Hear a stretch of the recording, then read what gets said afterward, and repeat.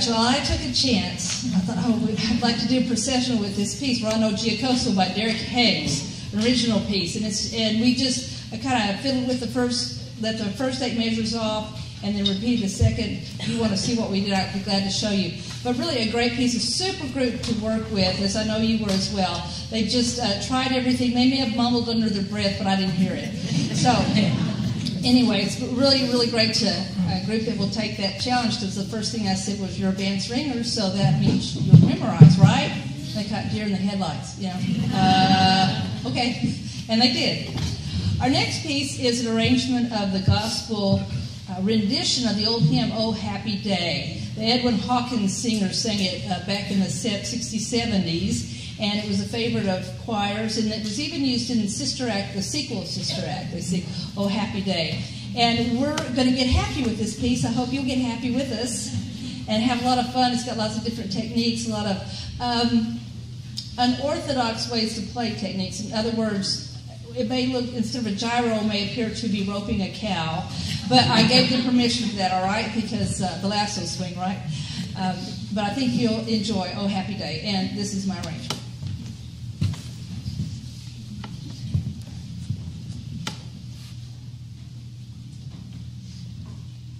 A 1, a 2, a 1, 2, 3, 4.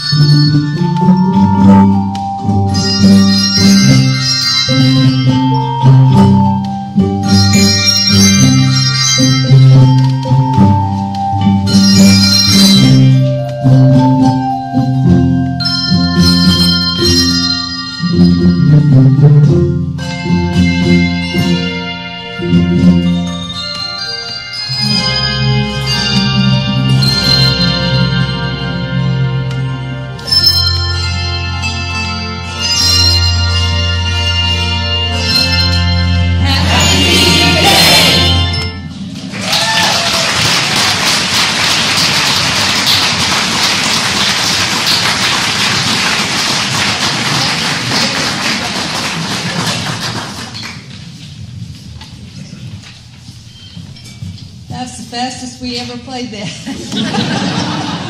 Oh, that was fun. That was fun. Had a lot of learning things in it, a lot of different, the vamp in the middle and everything. That just was really a lot of fun. A lot of fun to do. All right, we're going to slow things down a little bit with Sandra Ethan's original composition, Psalms 24. It was written for the Bells of the Lakes, which is Bill Mathis' group, and he wanted her to do something to set a psalm and bring it to life. And so it has narration with it. And it has, God does things. This narration has to do, it matches with what Father Tim was saying to us this morning about the earth and taking care of it and realizing it's a holy place and that it's an honor to be here in this holy place. So, Jim, right? David. Jim's his middle name. Broadman is going to be Boardman. Could you hear that? Can you hear that? Friends. It's going to do our narration for us, so they elected him from the group to do it. This kind of piece is probably our most difficult piece, not necessarily note-wise, but because it's through composed, and it's kind of like movie music, cinematic music that describes a scene and it's ever-changing. So it takes a lot of work, but I think they've done a good job of stepping up to it. And because the group decided that we wanted to dedicate this to Pastor Tim and to thank him for his time here and for the homily and the reminders that he gave us this morning. Psalms 24. Can you hear me okay? Yes. Okay, thank you.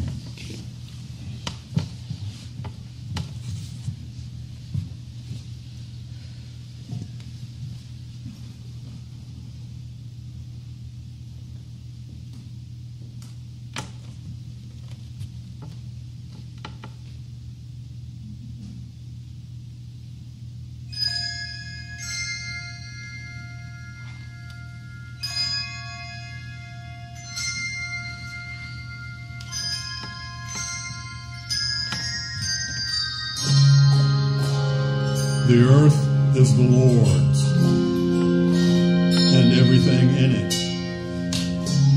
the world and all who live in it. For he founded it upon the seas and established it upon the water. Who may ascend the hill of the Lord? Who may stand in his holy place?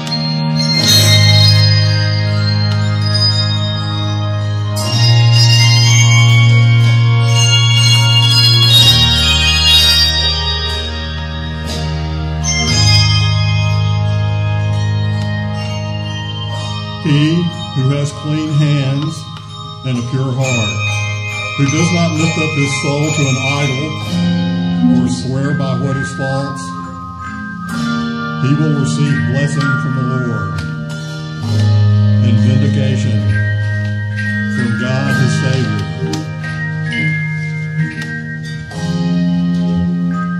Such is the generation of those who seek him, who seek your face, O God of Jacob, lift up your heads, O ye gates. Be lifted up, you ancient doors, that the King of glory may come in. Who is this King of glory? The Lord strong and mighty, the Lord mighty in battle. He is the King of glory.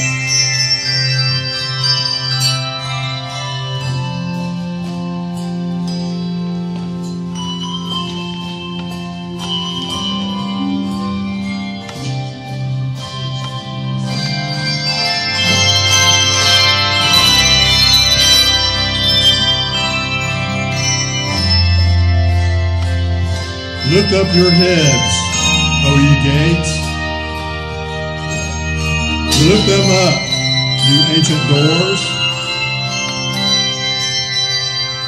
that the King of glory may come in. Who is the King of glory? The Lord Almighty.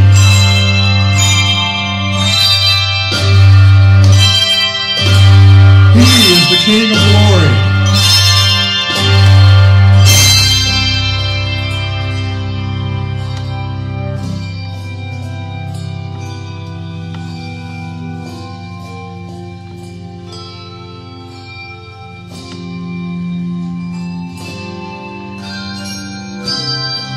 The earth is the Lord's,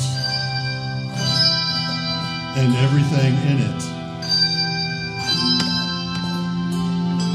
The world and all who live in it.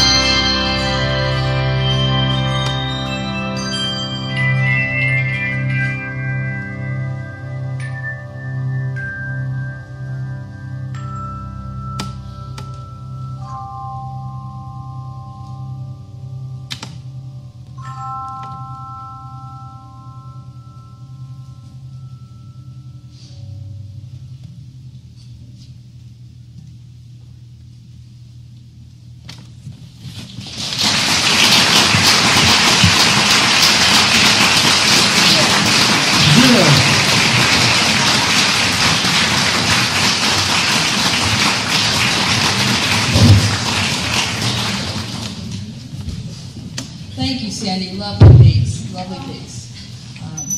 Beautiful. Really brings to life. You can do so many kinds of music with bells, and don't shy away from those that may take more than 4 rehearsals to get ready.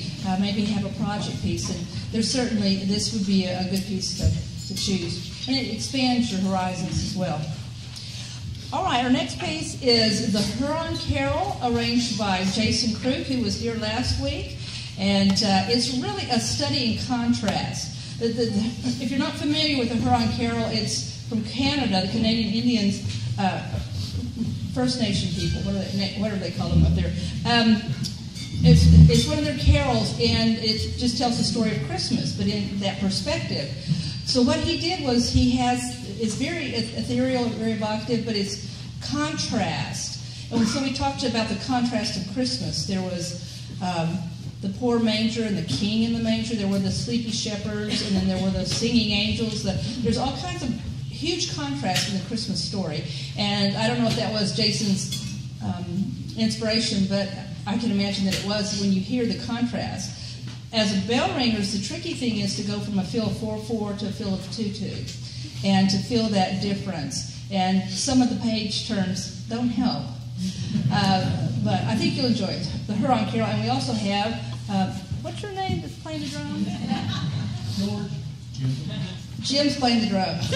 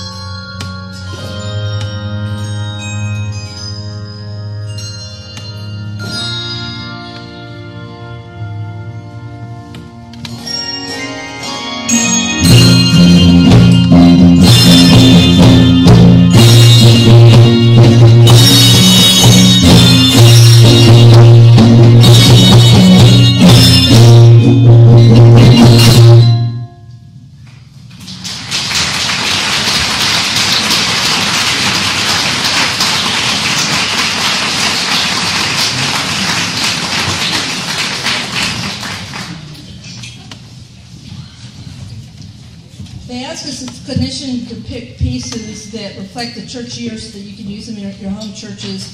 And so it's kind of difficult to find a Lenten piece that's a more advanced piece, that has more to it. And I've wondered about that, and I think it is because Lent always surprises us, doesn't it? It gets here, and we've just gotten back from Christmas, and we may not have. So I think that's why publishers publish more level 2s. So, but you know, I really, as an editor, I wasn't really excited about when they came up with that whole leveling system, because people label themselves as, oh, we're a level 2 choir, we're a level 3 choir.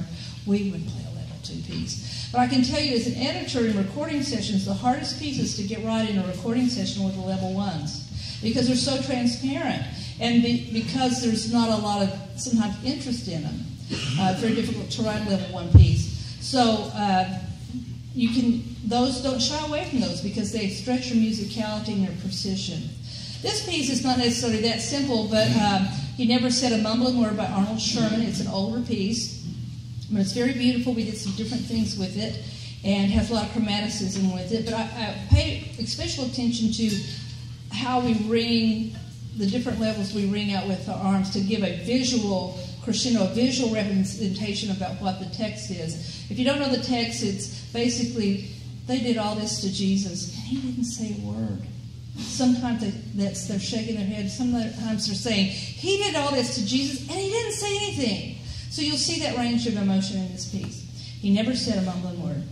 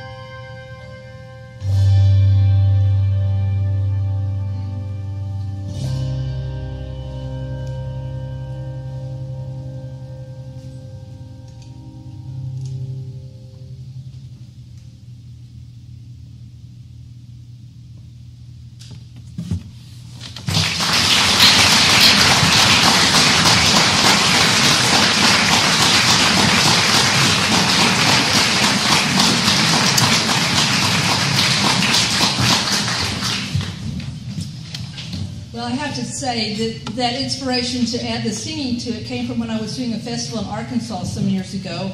And we had, that was back in the day of the huge festival, about 40 choirs there, and we were at a big convention center.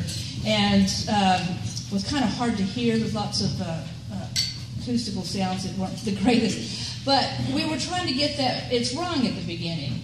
And we couldn't, it just wouldn't get, I said, well, it's like if you were singing all the notes. Well, let's practice ringing. And I thought, well, let's just sing it. Let's just hum it.